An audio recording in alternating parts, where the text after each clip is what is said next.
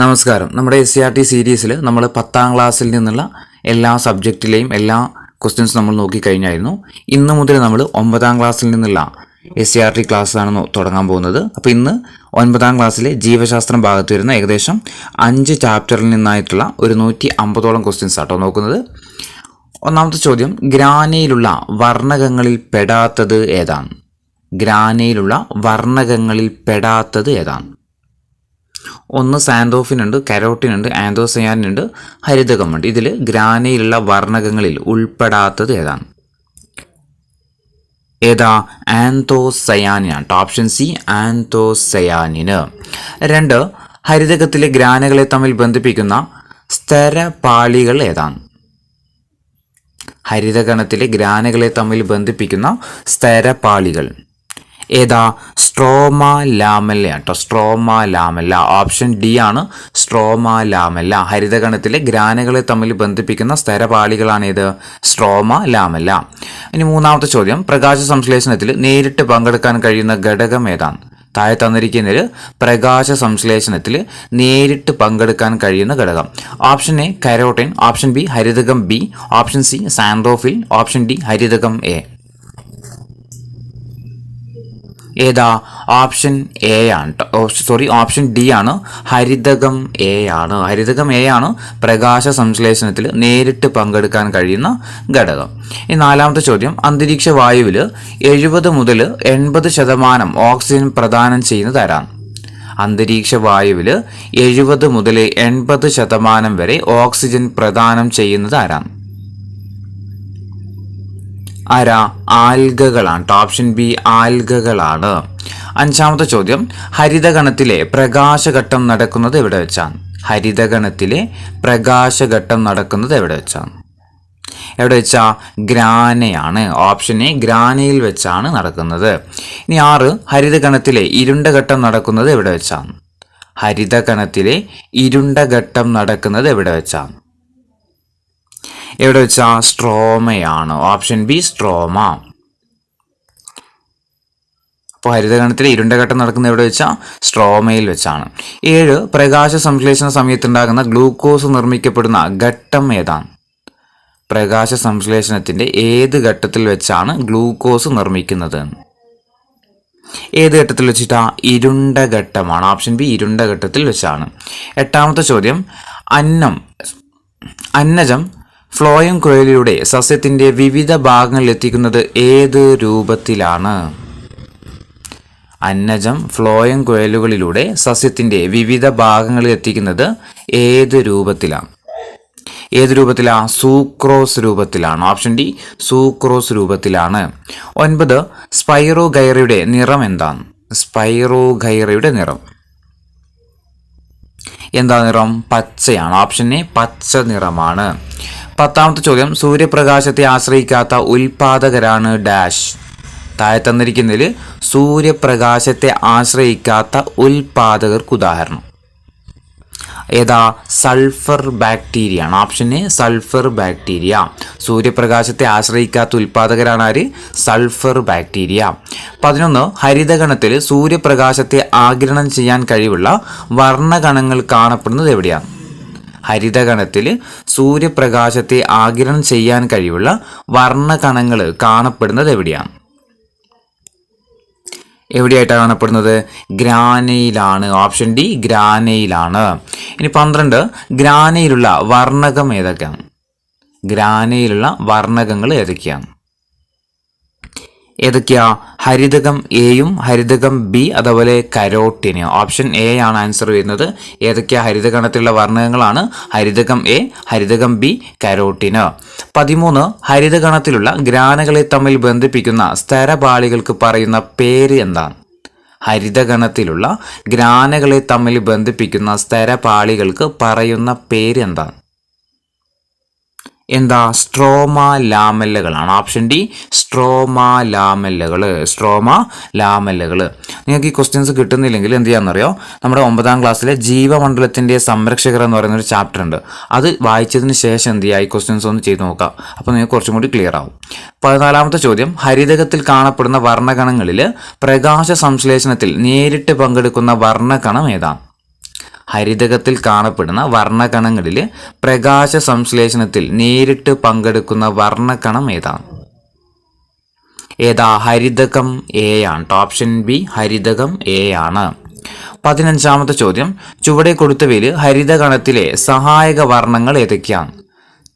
ഹരിതകണത്തിലെ സഹായക വർണ്ണങ്ങൾ: 1 സാന്തോഫിൻ, 2 ഹരിതകം, 3 ഹരിതകം A, 3 ഹരിതകം B, 4 carotene. ഇതിൽ ഹരിതകണത്തിലെ സഹായക വർണ്ണങ്ങളായിട്ട് വരുന്നത് ഏതൊക്കെയാണ്? ഏതൊക്കെയാ? 1, 3, 4 അതായത് സാന്തോഫിനും ഹരിതകം ബിയും കരോട്ടിനുമാണ്. അപ്പോൾ 1, 3, 4 ഓപ്ഷൻ ബി ആണ് ആൻസർ. അപ്പോൾ ഹരിതകണത്തിലെ സഹായക വർണ്ണങ്ങൾക്ക് ഉദാഹരണമാണ് ഏതൊക്കെ? സാന്തോഫിൽ, ഹരിതകം ബിയും കരോട്ടിനും. ഇനി 16ാമത്തെ ചോദ്യം, വലിയ ഇനത്തിൽപ്പെട്ട തവിട്ട് നിറമുള്ള ആൽഗകൾക്ക് ഉദാഹരണം ഏതാണ്?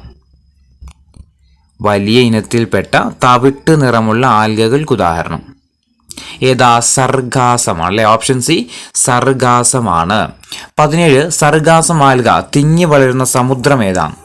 സർഗാസം ആൽഗ തിങ്ങി വളരുന്ന സമുദ്രം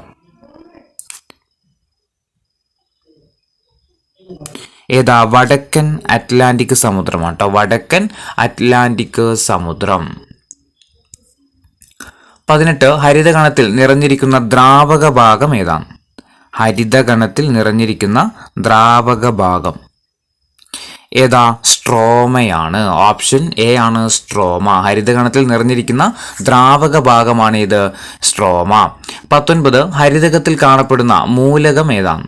ഹരിതകത്തിൽ കാണപ്പെടുന്ന മൂലകം ഏതാണ്? മഗ്നീഷ്യം ആണ്. Option B magnesium. 20 ഹരിതകം എയുടെ നിറം എന്താണ്? ഹരിതകം എയുടെ നിറം നീല കലർന്ന പച്ച നിറമാണ് കേട്ടോ. നീല കലർന്ന പച്ച നിറം. ഹരിതകം എയുടെ നിറം എന്താന്ന് വെച്ച് കഴിഞ്ഞാൽ നീല കലർന്ന പച്ച നിറമാണ്. ഇനി 21 ATP എന്നാൽ അതിൻ്റെ ഫുൾ ഫോം എന്താണ്? ATPയുടെ പൂർണ്ണരൂപം അഡിനോസിൻ ട്രൈഫോസ്ഫേറ്റ് ആണ് കേട്ടോ. Adenosine triphosphate. Adenosine triphosphate. ഇനി 22 ATP തന്മാത്ര വിഘടിച്ചുണ്ടാകുന്നതാണ് ഡാഷ്. ATP തന്മാത്ര വിഘടിച്ചുണ്ടാകുന്നതാണ് ഏതൊക്കെയാ? ADPയും ഫോസ്ഫേറ്റുമാണ് കേട്ടോ. ADPയും ഫോസ്ഫേറ്റുമാണ്. ATP തന്മാത്രകൾ വിഘടിച്ചുണ്ടാകുന്നതാണ് ഏതൊക്കെ? ADPയും അതുപോലെ ഫോസ്ഫേറ്റും. 23 സൂര്യപ്രകാശത്തെ ആശ്രയിക്കാതെ ഊർജം ഉൽപ്പാദിപ്പിക്കുന്ന ജീവി ഏതാണ്? സൂര്യപ്രകാശത്തെ ആശ്രയിക്കാതെ ഊർജം ഉൽപ്പാദിപ്പിക്കുന്ന ജീവി ഏതാണ്? സൾഫർ ബാക്ടീരിയ ആണ്. Option D sulphur bacteria. സൂര്യപ്രകാശത്തെ ആശ്രയിക്കാതെ ഊർജം ഉൽപ്പാദിപ്പിക്കുന്ന ജീവിയാണ് സൾഫർ ബാക്ടീരിയ. 24 ഹരിതകണത്തിൽ നിറഞ്ഞിരിക്കുന്ന ദ്രാവക ഭാഗം ഏതാണ്? ഹരിതകണത്തിൽ നിറഞ്ഞിരിക്കുന്ന ദ്രാവക ഭാഗം സ്ട്രോമയാണ് അല്ലെ? നമ്മൾ പറഞ്ഞു തോന്നുന്നുണ്ട് സ്ട്രോമയാണ്.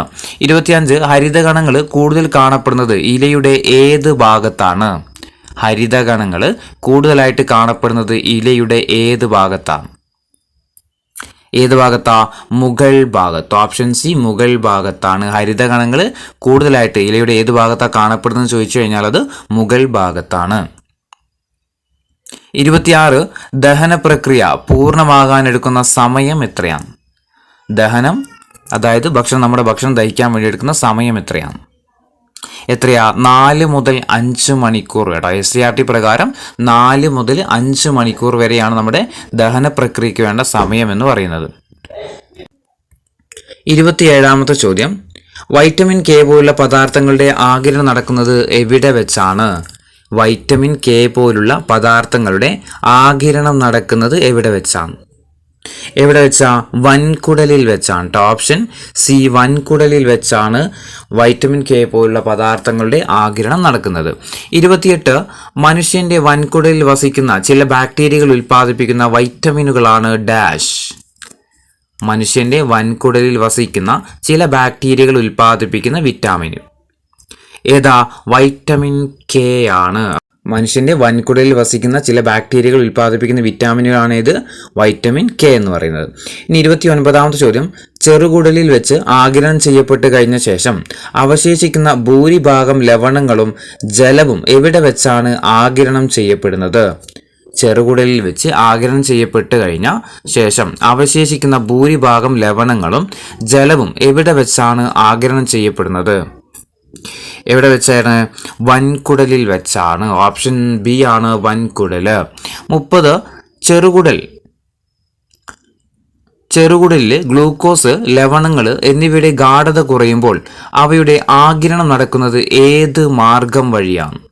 ചെറുകുടലിൽ ഗ്ലൂക്കോസ്, ലവണങ്ങൾ എന്നിവയുടെ ഗാഢത കുറയുമ്പോൾ അവയുടെ ആഗിരണം നടക്കുന്നത് ഏത് മാർഗം വഴിയാണ്? ഏതാ? ആക്റ്റീവ് ട്രാൻസ്പോർട്ട് വഴിയാണ്. ഓപ്ഷൻ ഡി ആക്റ്റീവ് ട്രാൻസ്പോർട്ട് വഴിയാണ്. ചെറുകുടലിൽ ഗ്ലൂക്കോസ്, ലവണങ്ങൾ എന്നിവയുടെ ഗാഢത കുറയുന്ന സമയത്ത് അവയുടെ ആഗിരണം നടക്കുന്നത് ഏത് മാർഗം വഴിയാന്ന് വെച്ചാൽ ഏതാ? ആക്റ്റീവ് ട്രാൻസ്പോർട്ട് വഴിയാണ്. 31 ഗാഢത കൂടിയ ഭാഗത്ത് നിന്ന് കുറഞ്ഞ ഭാഗത്തേക്കുള്ള ഒരു അർദ്ധധാര്യ സ്തരത്തിലൂടെയുള്ള ജല തന്മാത്രകളുടെ പ്രവാഹമാണ് ഡാഷ്. ഗാഢത കൂടിയ ഭാഗത്ത് നിന്ന് കുറഞ്ഞ ഭാഗത്തേക്ക് ഒരു അർദ്ധധാര്യ സ്ഥലത്തിലൂടെയുള്ള ജലതന്മാത്രകളുടെ പ്രവാഹമാണ് ഡാഷ്. എന്താ? ഓസ്മോസിസ് ആണ്. Option C osmosis. 32 glucose, fructose, galactose, ചില അമിനോ ആസിഡുകൾ എന്നിവയുടെ രക്തലോമികളിലേക്കുള്ള ആഗിരണം നടക്കുന്നത് ഏത് പ്രകാരമാണ്? ഗ്ലൂക്കോസ്, ഫ്രാക്ടോസ്, ഗാലക്ടോസ് പിന്നെ ചില അമിനോ ആസിഡുകൾ തുടങ്ങിയവയുടെ രക്തലോമികളിലേക്കുള്ള ആഗിരണം നടക്കുന്നത് ഏത് പ്രകാരം? ഏതാ? ഫെസിലിറ്റേറ്റഡ് ഡിഫ്യൂഷൻ ആണ്. Option D facilitated diffusion. 3ാമത്തെ ചോദ്യം, കോശസ്തരത്തിലെ പ്രോട്ടീൻ തന്മാത്രകളുടെ സഹായത്തോടെ നടക്കുന്ന ഡിഫ്യൂഷനാണ് ഡാഷ്. പ്രോട്ടീൻ തന്മാത്രകളുടെ സഹായത്തോടെ നടക്കുന്ന ഡിഫ്യൂഷൻ ഏതാണ്?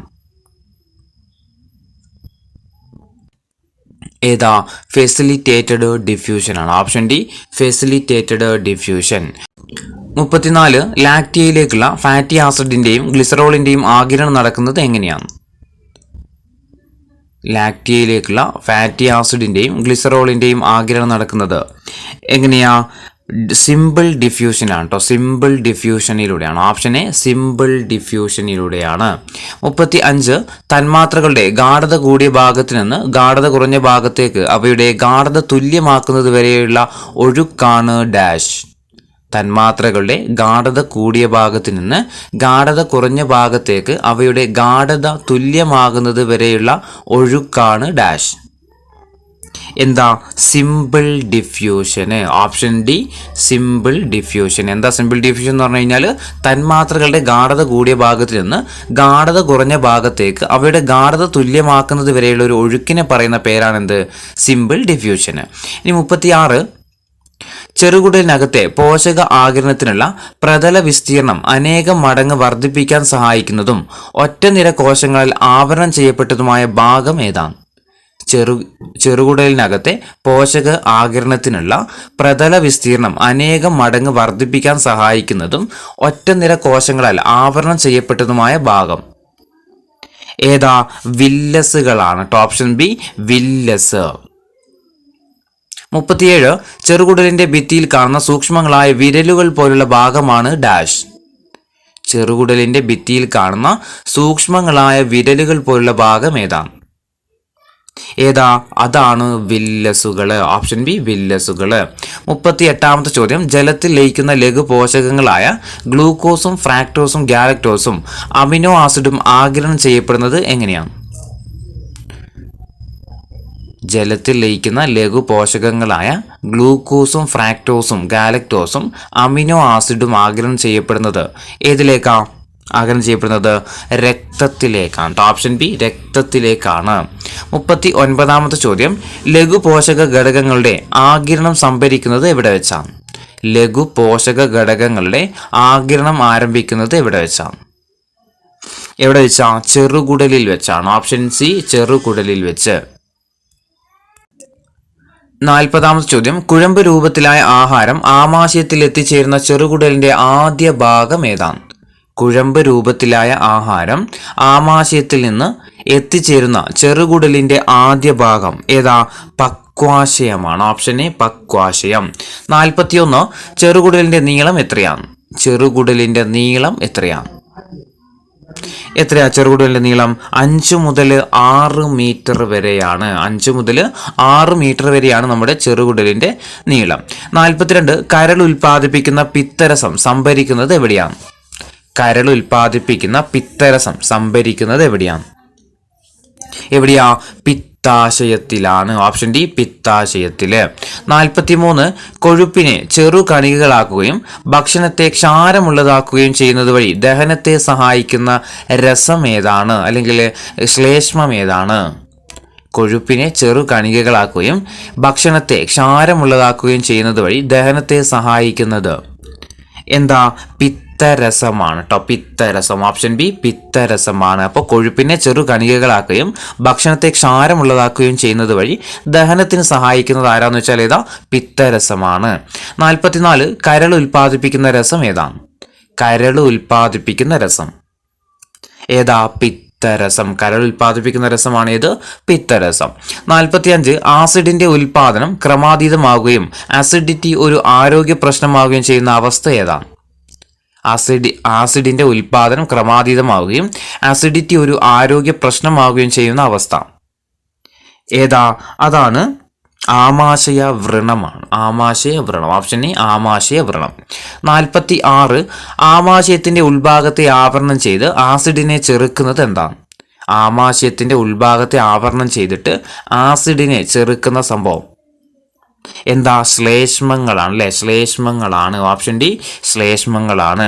47 ദഹനരസങ്ങളുടെ പ്രവർത്തനങ്ങളിൽ നിന്ന് ആമാശയ ഭിത്തിയെ സംരക്ഷിക്കുന്നത് എന്താണ്? ദഹനരസങ്ങളുടെ പ്രവർത്തനങ്ങളിൽ നിന്ന് ആമാശയ ഭിത്തിയെ സംരക്ഷിക്കുന്നത് എന്താ? ശ്ലേഷ്മമാണ്. ഓപ്ഷൻ ബി ശ്ലേഷ്മം തന്നെയാണ്. 48 ആമാശയത്തിലെ HCl-ന്റെ pH മൂല്യം എത്രയാണ്? ആമാശയത്തിലെ ഹൈഡ്രോക്ലോറിക് ആസിഡിന്റെ pH മൂല്യം എത്രയാ? 1 മുതൽ 3 വരെയാണ് കേട്ടോ. 1 മുതൽ 3 വരെയാണ്. 49 ഭക്ഷണത്തിലെ രോഗാണുക്കളെ നശിപ്പിക്കുകയും ആമാശയത്തിൽ നടക്കുന്ന ദഹന പ്രക്രിയയ്ക്ക് യോജിച്ച pH ക്രമപ്പെടുത്തുകയും ചെയ്യുന്നത് എന്താണ്? ഭക്ഷണത്തിലെ രോഗാണുക്കളെ നശിപ്പിക്കുകയും ആമാശയത്തിൽ നടക്കുന്ന ദഹന പ്രക്രിയക്ക് യോജിച്ച pH ക്രമപ്പെടുത്തുകയും ചെയ്യുന്നത് എന്താ? ഹൈഡ്രോക്ലോറിക് ആസിഡ് ആണ്. ഓപ്ഷൻ എ ഹൈഡ്രോക്ലോറിക് ആസിഡ് ആണ്. 50-ാമത്തെ ചോദ്യം ആമാശയരസത്തിലെ പ്രധാന ഘടകം ഏതാണ്? ആമാശയരസത്തിലെ പ്രധാന ഘടകം ഏതാ? ഹൈഡ്രോക്ലോറിക് ആസിഡ് തന്നെയാണ്. ഹൈഡ്രോക്ലോറിക് ആസിഡ് തന്നെയാണ്. ആമാശയത്തിലെ പ്രധാന ഘടകമാണ് ഇത് ഹൈഡ്രോക്ലോറിക് ആസിഡ്. 51 കൊഴുപ്പിനെ ഭാഗികമായിട്ട് ദഹിപ്പിക്കുന്ന രാസാഗ്നി ഏതാണ്?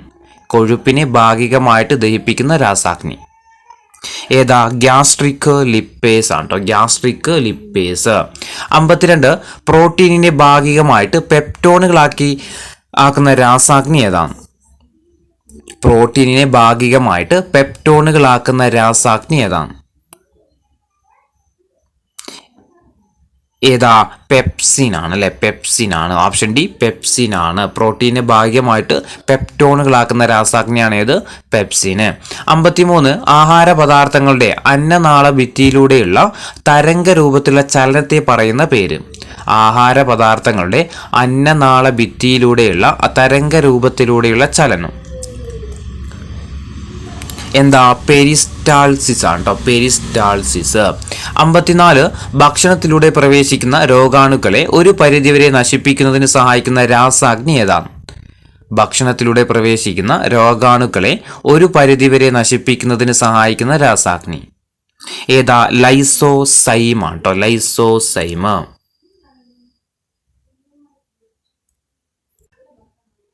55-ാമത്തെ ചോദ്യം വായിലുള്ള ഉമിനീർ ഗ്രന്ഥികളുടെ എണ്ണം എത്രയാണ്?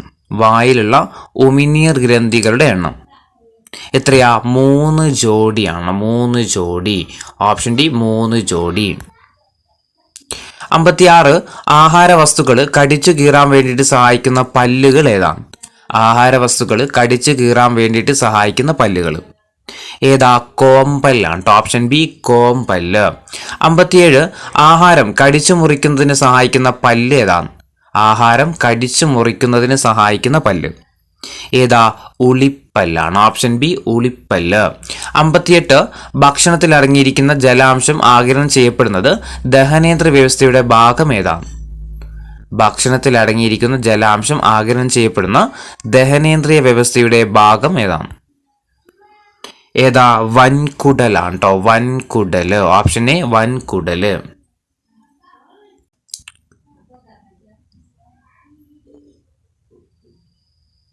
59 ചോദ്യം. ആഹാര വസ്തുക്കൾ കടിച്ചു കീറാൻ വേണ്ടിയിട്ട് സഹായിക്കുന്ന പല്ല് ഏതാണ്? ആഹാര വസ്തുക്കൾ കടിച്ചു കീറാൻ വേണ്ടിയിട്ട് സഹായിക്കുന്ന പല്ല് ഏതാ?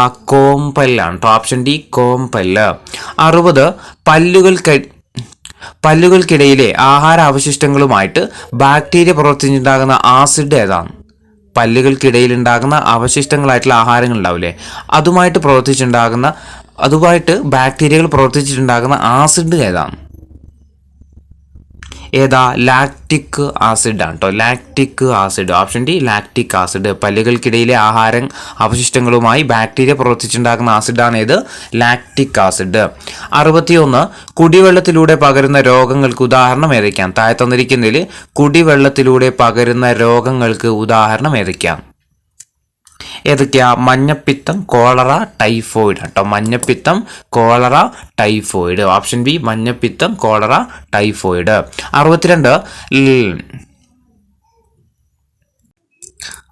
62 ലെൻഡി സെല്ലിലെ കോശങ്ങൾക്കിടയിലൂടെ വാതക വിനിമയം നടക്കുന്നത് ഏത് വഴിയാണ്? ലെൻഡി സെല്ലിലെ കോശങ്ങൾക്കിടയിലൂടെ വാതക വിനിമയം നടക്കുന്നത് ഏത് വഴിയാണ്? ഡിഫ്യൂഷൻ വഴിയാണ്. ഓപ്ഷൻ ഡി ഡിഫ്യൂഷൻ വഴിയാണ്. 63 സസ്യങ്ങളിലെ പ്രധാന വാതക വിനിമയ കേന്ദ്രം ഏതാണ്? സസ്യങ്ങളിലെ പ്രധാന വാതക വിനിമയ കേന്ദ്രം ഏതാ? ആസ്യരന്ധ്രമാണ്. Option D ആസ്യരന്ധ്രം. 64 കാണ്ഡത്തിന്റെയും വേരിന്റെയും ഉപരിതലത്തിൽ കാണപ്പെടുന്ന ചെറു സുഷിരങ്ങളാണ് ഡാഷ്. കാണ്ഡത്തിന്റെയും വേരിന്റെയും ഉപരിതലത്തിൽ കാണപ്പെടുന്ന ചെറു സുഷിരങ്ങൾ ഏതാ? ലെൻഡിസെല്ലുകൾ. അപ്പോൾ ലെൻഡിസെല്ലുകൾ എവിടെയാണ് കാണപ്പെടുന്നത്? കാണ്ഡത്തിന്റെയും വേരിന്റെയും ഉപരിതലത്തിൽ കാണപ്പെടുന്ന ചെറിയ സുഷിരങ്ങളാണ് ഏത്? ലെൻഡിസെല്ലുകൾ എന്ന് പറയുന്നത്. 65 അവായു ശ്വസനം വഴി ഊർജം ഉൽപ്പാദിപ്പിക്കുന്നതിന്റെ ഫലമായിട്ട് പേശികളിൽ രൂപപ്പെടുന്ന ആസിഡ് ഏതാണ്?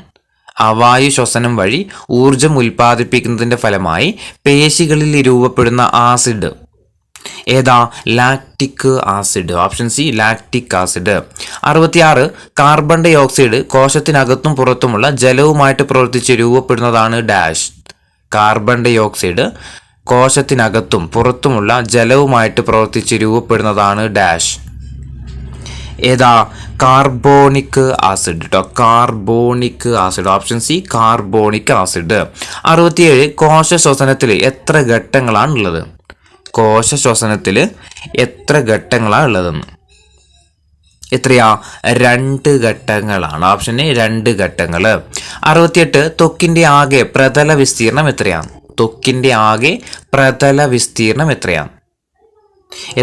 2 ചതുരശ്ര മീറ്റർ ആണ് കേട്ടോ. 2 ചതുരശ്ര മീറ്റർ. 69 ശ്വാസകോശവും ഔരസാശയ ഭിത്തിയും തമ്മിലുള്ള ഘർഷണം കുറക്കുന്ന ദ്രവം ഏതാണ്? ശ്വാസകോശവും ഔരസാശയ ഭിത്തിയും തമ്മിലുള്ള ഘർഷണം കുറക്കുന്ന ദ്രവം ഏതാണ്? പ്ലൂറാ ദ്രവമാണ്. Option D പ്ലൂറാ ദ്രവം. 70 ശ്വാസകോശത്തെ പൊതിഞ്ഞ് കാണപ്പെടുന്ന ഇരട്ട സ്ഥലം ഏതാണ്?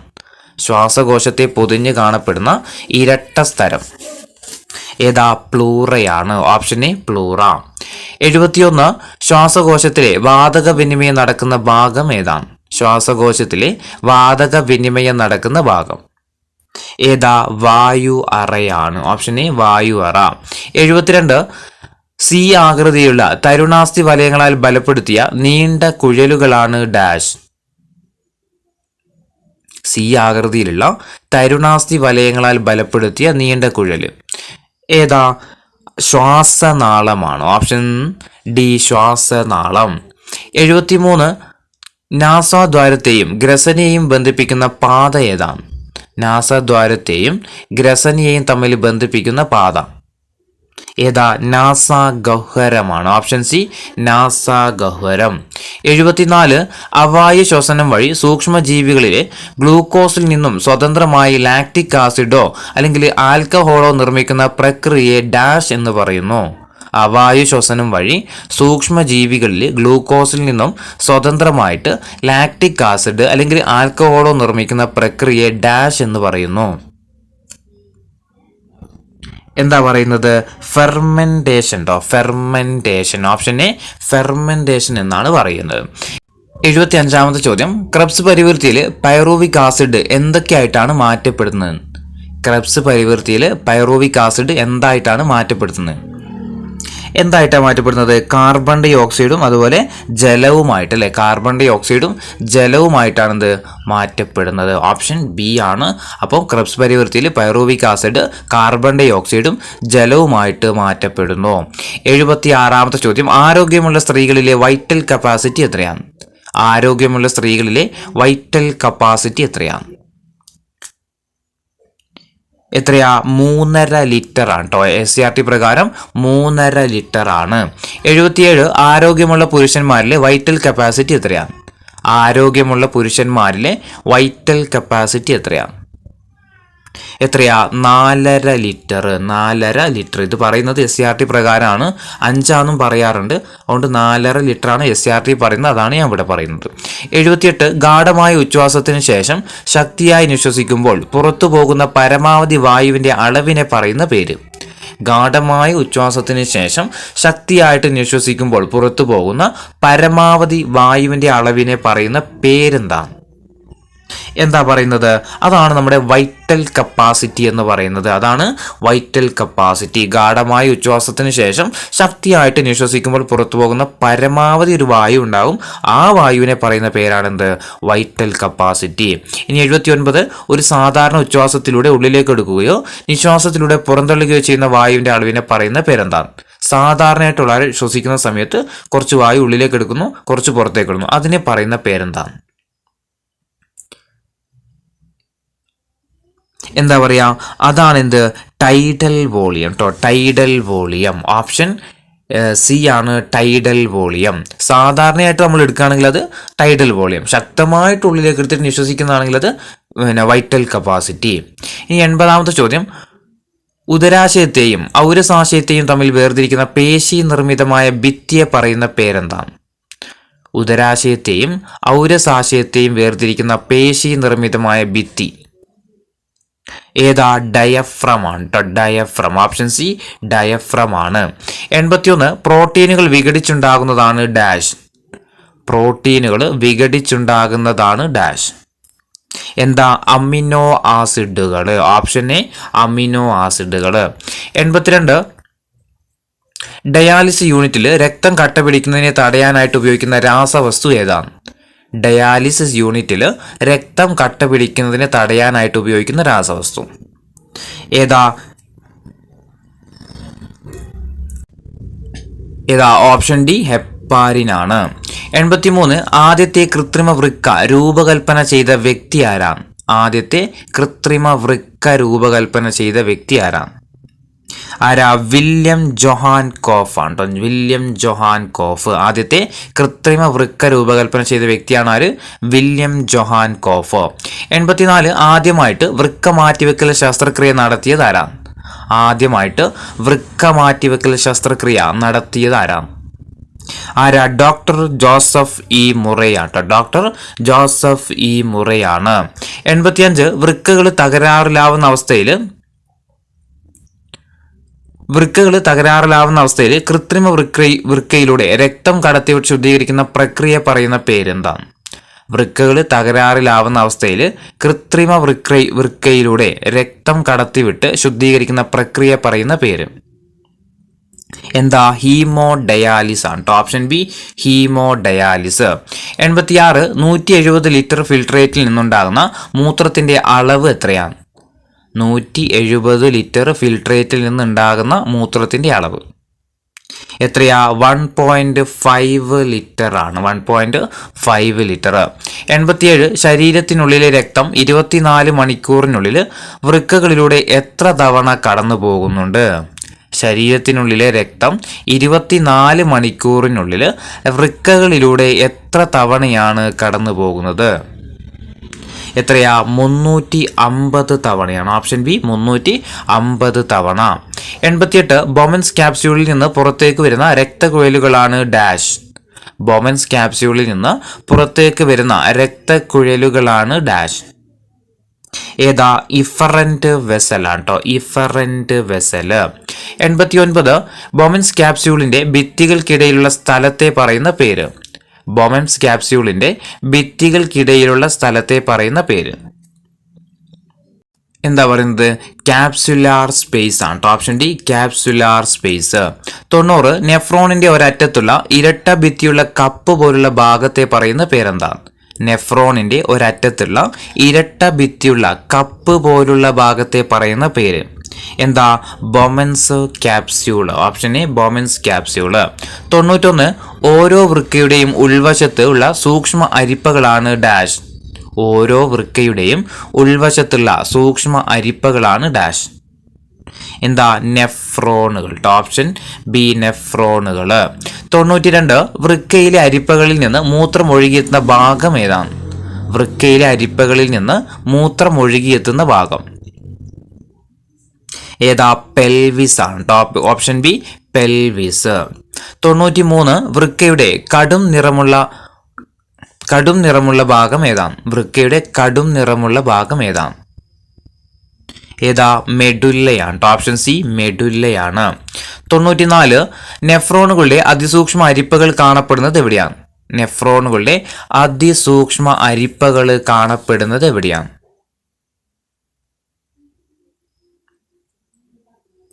എവിടെയാ? കോർട്ടെക്സിലാണ് കേട്ടോ. കോർട്ടെക്സ്. ഓപ്ഷൻ ഡി കോർട്ടെക്സിലാണ്. 95 വൃക്കയുടെ ഇളം നിറമുള്ള ബാഹ്യഭാഗം ഏതാണ്? വൃക്കയുടെ ഇളം നിറമുള്ള ബാഹ്യഭാഗം ഏതാ? കോർട്ടെക്സ് ആണ് കേട്ടോ. കോർട്ടെക്സ്. Option C cortex. 96 മനുഷ്യനിലെ വൃക്കയുടെ ആകൃതി എന്താണ്? മനുഷ്യന്റെ വൃക്കയുടെ ആകൃതി എന്താണ്?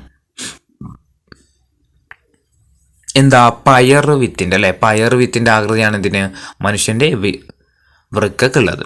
97 യൂറിയ, വിറ്റാമിൻ, ലവണങ്ങൾ എന്നിവ ശരീരത്തിന് ദോഷകരമായ മറ്റ് പദാർത്ഥങ്ങൾ എന്നിവയെ രക്തത്തിൽ നിന്ന് അരിച്ചു മാറ്റി മൂത്രത്തിലൂടെ പുറന്തള്ളുന്ന അവയവമാണ് ഡാഷ്. യൂറിയ, വിറ്റാമിനുകൾ, ലവണങ്ങൾ, അതുപോലെ ശരീരത്തിന് ദോഷകരമായ മറ്റ് പദാർത്ഥങ്ങൾ ഇതെല്ലാം രക്തത്തിൽ നിന്ന് അരിച്ചു മാറ്റിയിട്ട് മൂത്രത്തിലൂടെ പുറന്തള്ളുന്ന അവയവമാണ് ഡാഷ്. ഏതാ? വൃക്കയാണ് അല്ലെ. വൃക്കയാണ്. 98 മനുഷ്യനിലെ പ്രധാന വിസർജനാവയവം കൂടിയാണ് ഏത്? വൃക്ക എന്ന് പറയും അല്ലെ. മനുഷ്യനിലെ പ്രധാന വിസർജനാവയവം ഏതാന്ന് വെച്ചാൽ ഏതാ? വൃക്കയാണ്.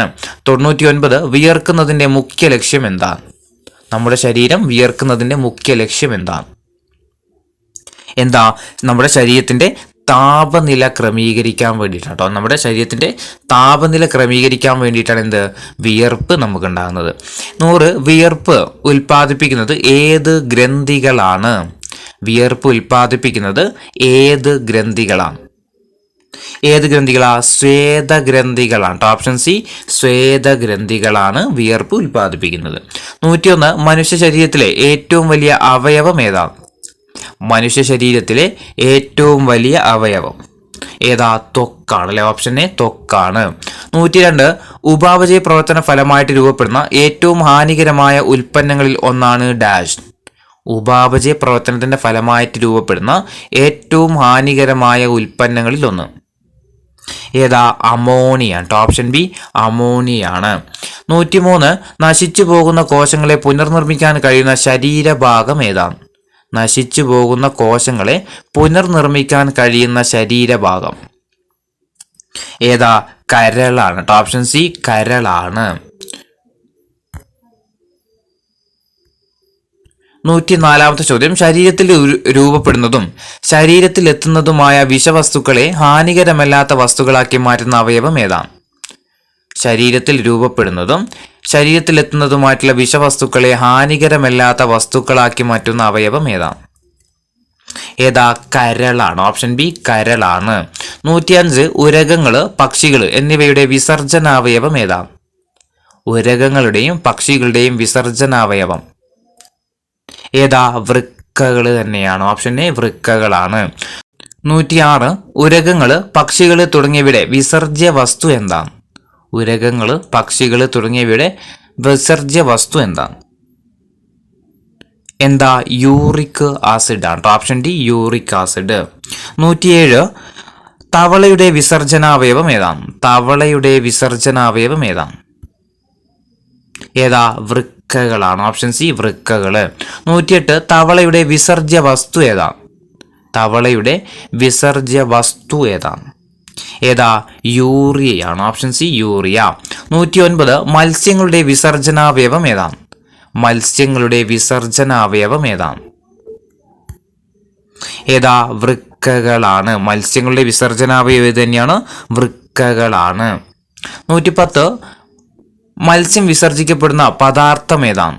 മത്സ്യം വിസർജിക്കപ്പെടുന്ന പദാർത്ഥം ഏതാ? അമോണിയ. Option A ammonia. 111 ഷഡ്പദങ്ങളുടെ വിസർജനാവയവം എന്താണ്? ഷഡ്പദങ്ങളുടെ വിസർജനാവയവം ഏതാ? മാൽപീജിയൻ നാളികളാണ്. ഓപ്ഷൻ എ മാൽപീജിയൻ നാളികൾ. 112 ഷഡ്പദങ്ങൾ വിസർജിക്കപ്പെടുന്ന വസ്തു ഏതാണ്? ഷഡ്പദങ്ങൾ വിസർജിക്കപ്പെടുന്ന വസ്തു ഏതാ? Uric acid. 113 മണ്ണിരയുടെ വിസർജനാവയവം ഏതാണ്? മണ്ണിരയുടെ വിസർജന അവയവം ഏതാണ്? ഏതാ? നെഫ്രീഡിയ കേട്ടോ. നെഫ്രീഡിയ. Option C nephridia. 114 മണ്ണിരയുടെ വിസർജ്യ വസ്തു ഏതാണ്? മണ്ണിരയുടെ വിസർജ്യ വസ്തു ഏതാ? യൂറിയ, ജലം, അമോണിയ. ഇത് മൂന്നും ഉണ്ട് കേട്ടോ. ഏതൊക്കെയാ? യൂറിയ, ജലം, അമോണിയ. 115 അമീബയുടെ വിസർജനാവയവം ഏതാണ്? അമീബയുടെ വിസർജനാവയവം ഏതാ? സങ്കോച ഫേനമാണ്. അമീബയുടെ വിസർജനാവയവമാണിത്, സങ്കോച ഫേനം. 116 അമീബയുടെ വിസർജ്യ വസ്തു ഏതാണ്? അമീബയുടെ വിസർജ്യ വസ്തു ഏതാണ്? ഏതാ? Ammonia. Option B ammonia. 117 hepatitis A, B, C, D, E എന്നീ രോഗയിനങ്ങൾ ഡാഷ് മൂലമാണ് ഉണ്ടാകുന്നത്? Hepatitis A, B, C, D, E എന്നീ രോഗയിനങ്ങൾ ഡാഷ് മൂലമാണ് ഉണ്ടാകുന്നത്? ഏതാ? വൈറസുകളാണ് അല്ലെ. വൈറസ് മുഖാന്തരമാണ് ഉണ്ടാകുന്നത്. 118 ശരീരത്തിലെ ഏറ്റവും വലിയ ഗ്രന്ഥി ഏതാണ്? മനുഷ്യ ശരീരത്തിലെ ഏറ്റവും വലിയ ഗ്രന്ഥി ഏതാ?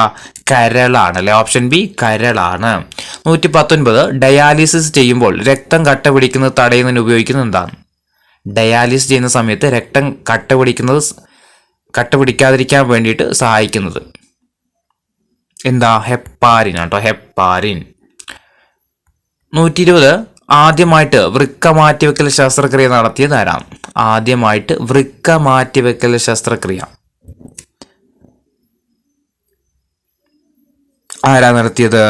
ഡോക്ടർ ജോസഫ് ഇ മുറയാണ് അല്ലെ. Doctor Joseph E Murray. 121 ആദ്യത്തെ കൃത്രിമ വൃക്ക രൂപകൽപ്പന ചെയ്തത് ആരാണ്? ആദ്യത്തെ കൃത്രിമ വൃക്ക രൂപകൽപ്പന ചെയ്തത് ആരാ? വില്യം ജോഹാൻ കോഫ് അല്ലെ. നമ്മൾ പറഞ്ഞതാണ് വില്യം ജോഹാൻ കോഫ്. 122 രണ്ട് വൃക്കകളും ഒരുപോലെ പ്രവർത്തനരഹിതമാകുന്നത് മൂലം യൂറിയയും മറ്റ് വിസർജ്യ വസ്തുക്കളും അരിച്ചു മാറ്റപ്പെടാതെ രക്തത്തിൽ തന്നെ നിലനിൽക്കുന്ന അവസ്ഥയെ പറയുന്ന പേരെന്താണ്? രണ്ട് വൃക്കകളും ഒരേപോലെ പ്രവർത്തനരഹിതമാകുന്നത് മൂലം യൂറിയയും മറ്റു വിസർജ്യ വസ്തുക്കളും അരിച്ചു മാറ്റപ്പെടാതെ രക്തത്തിൽ തന്നെ നിലനിൽക്കുന്ന അവസ്ഥയെ പറയുന്ന പേര് എന്താ? യുറീമിയ അല്ലെ. Option B uraemia.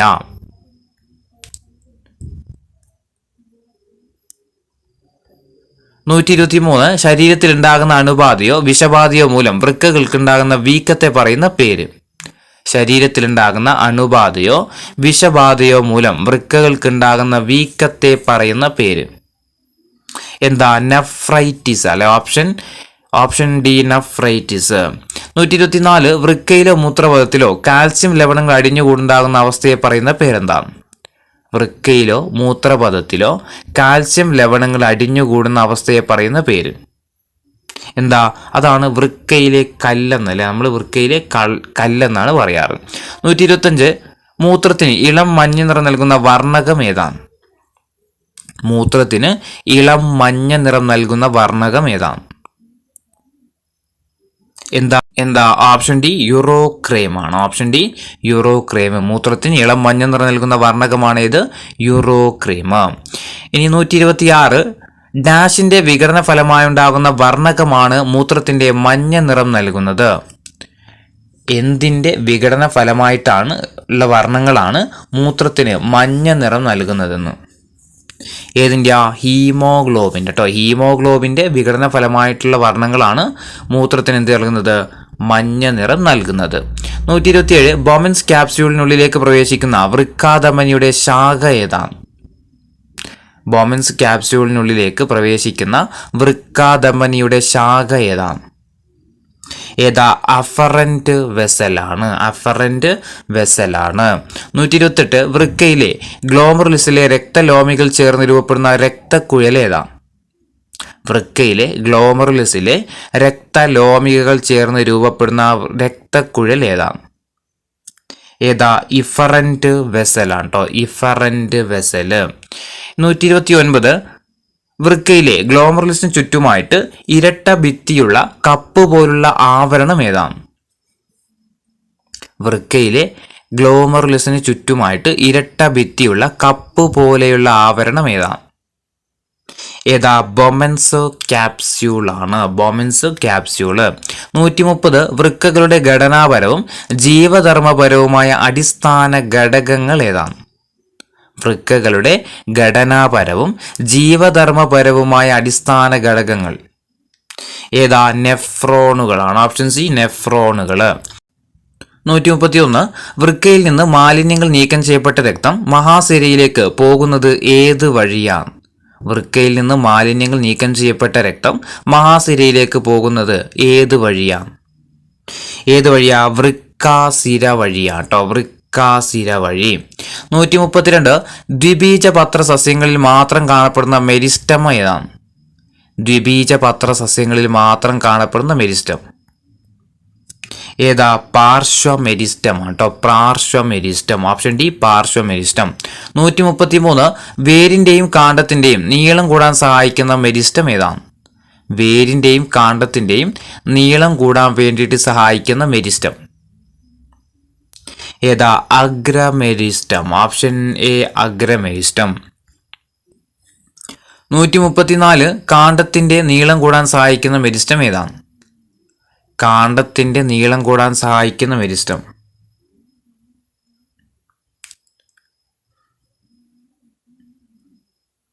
ഏതാ? പർവാന്തര മെരിസ്റ്റമാണ് കേട്ടോ. പർവാന്തര മെരിസ്റ്റം. ഓപ്ഷൻ എ പർവാന്തര മെരിസ്റ്റം. അപ്പോൾ വേരിന്റെയും കാണ്ഡത്തിന്റെയും നീളം കൂടാൻ സഹായിക്കും. രണ്ടിന്റെയും കൂടെ ചോദിക്കുകയാണെങ്കിൽ അഗ്രമെരിസ്റ്റം എഴുതാം. കാണ്ഡത്തിന്റെ മാത്രം നീളം കൂടാൻ സഹായിക്കുന്ന ഏതാണെന്ന് വെച്ചാൽ അത് പർവാന്തര മെരിസ്റ്റവുമാണ്. ഇനി 135 ചോദ്യം കാണ്ഡം, വേര് എന്നിവ വണ്ണം വെക്കാൻ സഹായിക്കുന്ന മെരിസ്റ്റം ഏതാണ്? കാണ്ഡം, വേര് എന്നിവ വണ്ണം വെക്കാൻ വേണ്ടിയിട്ട് സഹായിക്കുന്ന മെരിസ്റ്റം ഏതാണ്? ഏതാ? പാർശ്വമെരിസ്റ്റമാണ് കേട്ടോ. പാർശ്വമെരിസ്റ്റം. Option B പാർശ്വമെരിസ്റ്റം. 136 ഏകബീജ സസ്യങ്ങളുടെ പർവ്വത്തിന് മുകളിൽ കാണപ്പെടുന്ന മെരിസ്റ്റം ഏതാണ്? ഏകബീജ സസ്യങ്ങളുടെ പർവ്വത്തിന് മുകളിലായിട്ട് കാണപ്പെടുന്ന മെരിസ്റ്റം ഏതാ? പർവാന്തര മെരിസ്റ്റം. ഓപ്ഷൻ ബി പർവാന്തര മെരിസ്റ്റം. 137 മനുഷ്യന്റെ ക്രോമസോം സംഖ്യ എത്രയാണ്? മനുഷ്യന്റെ ക്രോമസോം സംഖ്യ എത്രയാണ്? 46 അല്ലേ? 23 ജോഡി 46 എണ്ണം. 138 പാല് തൈരാവുന്നതിന് സഹായിക്കുന്ന ബാക്ടീരിയ ഏതാണ്? പാല് തൈരാവുന്നതിന് വേണ്ടിയിട്ട് സഹായിക്കുന്ന ബാക്ടീരിയ ഏതാ?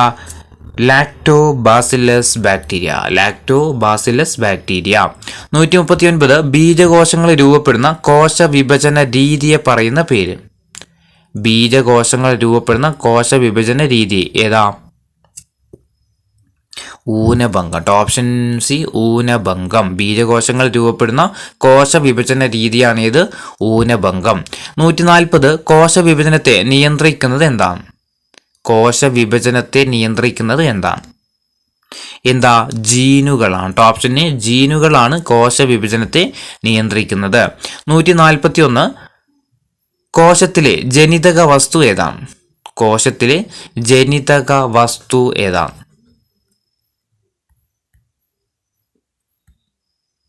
ഏതാ? DNA തന്മാത്രയാണ് കേട്ടോ. DNA തന്മാത്ര. ഓപ്ഷൻ ഡി DNA തന്മാത്ര. 142 മാതൃകോശം വിഭജിച്ച് 2 പുത്രികാ കോശങ്ങളായിട്ട് മാറുന്ന പ്രക്രിയ അറിയപ്പെടുന്നത് എന്താ? മാതൃകാകോശം വിഭജിച്ചിട്ട് 2 പുത്രികാ കോശങ്ങളായിട്ട് മാറുന്ന പ്രക്രിയ അറിയപ്പെടുന്നത് എന്താ? എന്താ? ക്രമഭംഗമാണ്. ക്രമഭംഗം. Option D ക്രമഭംഗം.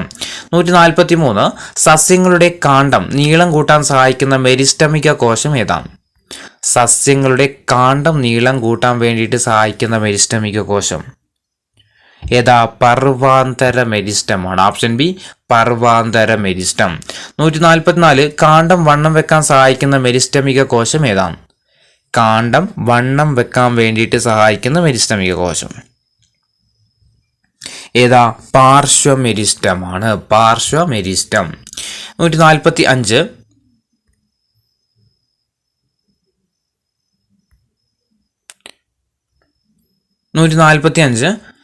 വേരിന്റെയും കാണ്ഡത്തിന്റെയും നീളം കൂട്ടാൻ സഹായിക്കുന്ന മെരിസ്റ്റമിക കോശം ഏതാണ്? വേരിന്റെയും കാണ്ഡത്തിന്റെയും നീളം കൂട്ടാൻ വേണ്ടിയിട്ട് സഹായിക്കുന്ന മെരിസ്റ്റമിക കോശം ഇത് നമ്മൾ പറഞ്ഞതായിരുന്നു. ഏതായിരുന്നു? അഗ്രമെരിസ്റ്റമാണ്. Option D അഗ്രമെരിസ്റ്റം.